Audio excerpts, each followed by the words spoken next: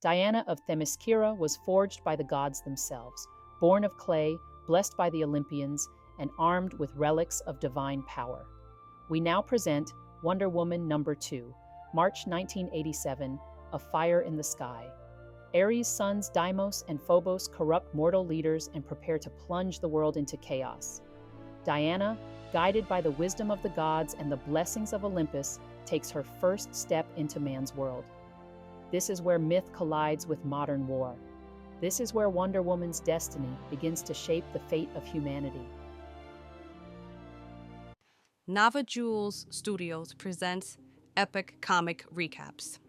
Before the movies, before the TV shows, the legends of superheroes were born in the pages of comics.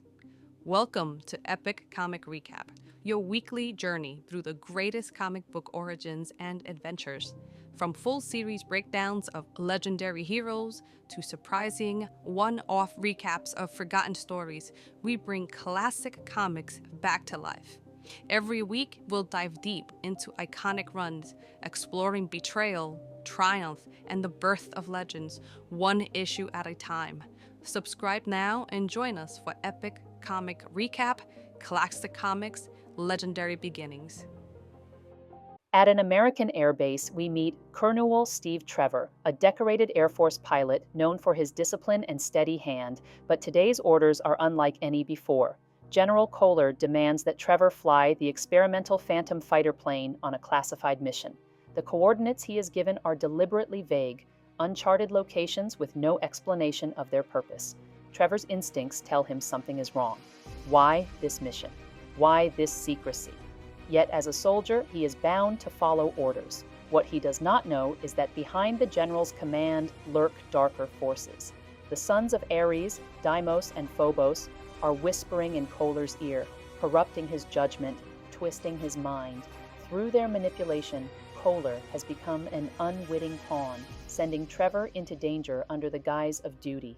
Among Trevor's peers is Colonel Michaelis, brash and eager for glory. Where Steve is cautious, Michaelis is reckless, too blind to see the corruption steering their course. Even here, in the mortal world, Ares' influence takes root, and Trevor's mission becomes the first step in a divine conflict he cannot yet comprehend. Meanwhile, on Themyscira, the Amazons keep watch. Queen Hippolyta warns that Ares' shadow grows darker. The goddesses reaffirm what was spoken in prophecy. Diana must prepare to leave her home. Diana trains tirelessly, her body and spirit forged for this moment. Panels highlight her mastery, arrows hitting impossible marks, her speed unmatched, her compassion unbroken. But now comes her greatest blessing. The goddesses summon Hephaestus, master smith of Olympus. From the very girdle of Gaia, he forges the unbreakable lasso of truth, a weapon of divine justice. The goddess Artemis hurls it from the heavens, lightning cracking as it strikes Diana's hands. The Amazons stand in awe as the rope glows with sacred fire. It is more than a weapon, it is a bond to truth itself, a sign that Diana's destiny is irrevocably tied to the god's will. The Amazons then present her sacred armor. With every gift, Diana becomes more than a warrior. She becomes the bridge between Themyscira and the mortal world. The scene shifts back to Steve Trevor's mission. Jets roar across the skies carrying nuclear payloads. But something is wrong. Colonel Michaelis' jet malfunctions. Yet the panels show Phobos and Deimos pulling the strings, their hands spreading fear and terror. The planes spiral out of control. If the nukes detonate, catastrophe will follow. Trevor tries to regain control, but it's too late. The god's prophecy is unfolding. Meanwhile, on Themyscira, Diana receives visions from the gods, but she is not alone. The messenger god Hermes appears in a flash of winged light. He guides Diana not only across the skies, but also beneath them through hidden caverns deep under the earth. There she encounters Harmonia, daughter of Ares, yet untouched by his corruption. Harmonia offers her a clue, an ancient talisman holding secrets of Ares' schemes. It glows faintly, humming with divine resonance, a compass toward the god of war's dark designs. Armed with this knowledge, Diana bursts forth from the caverns and ascends into the heavens. Her lasso shimmers, her strength braced. Her first flight now more than an act of power, but a guided mission from Olympus itself. She intercepts the plummeting missiles, bracing against their force. With divine strength, she pulls them back from destruction, saving lives in her very first act as Wonder Woman. As the chaos unfolds, Steve Trevor ejects from his jet, but instead of drifting safely to land, his trajectory takes him spiraling downward, into the deep sea below. The waves crash violently, threatening to swallow him whole.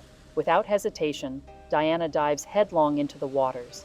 In the depths, she encounters Deimos, deity of the seas, who recognizes Diana's mission as one blessed by Olympus. Deimos steadies the currents and aids Diana, guiding her through the dark waters to find Steve before it is too late. With divine strength, Diana pulls Trevor from the abyss and brings him safely to the shore. There, the Amazons gather, tending to his wounds and nursing him back to health. It is then that the decision is made. Diana's path is no longer bound only to Themyscira. She must bring Steve Trevor back to the world of men. Athena appears glowing with light and tells Diana that she is prepared for her mission.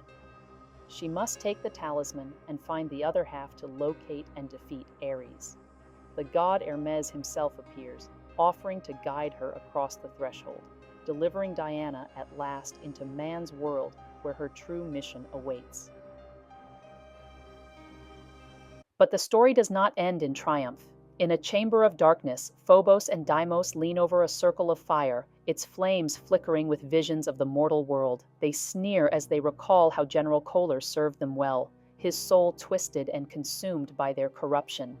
To them, he is but one pawn lost among thousands, for there are countless others already under their sway. Men of power, soldiers, politicians, all with their wills bent by fear and terror, all marching to Ares' hidden drumbeat. They rise from the fire and stand beside their father, Ares, god of war, who towers above them. He seeks to rule all of humanity outright, and now their focus sharpens. The circle of fire twists to reveal the face of Princess Diana, the daughter of Hippolyta, the champion chosen by the goddesses. If Diana dares to oppose him, she will be crushed as an enemy of war itself. Wonder Woman's mission has begun, and so this ends Wonder Woman #2, March 1987, A Fire in the Sky. If you enjoyed this recap, don't forget to hit like, subscribe, and ring the bell icon so you'll never miss an origin story, a betrayal, or the moment a hero is born. This is Epic Comic Recap, Classic Comics, Legendary Beginnings. See you next time, folks.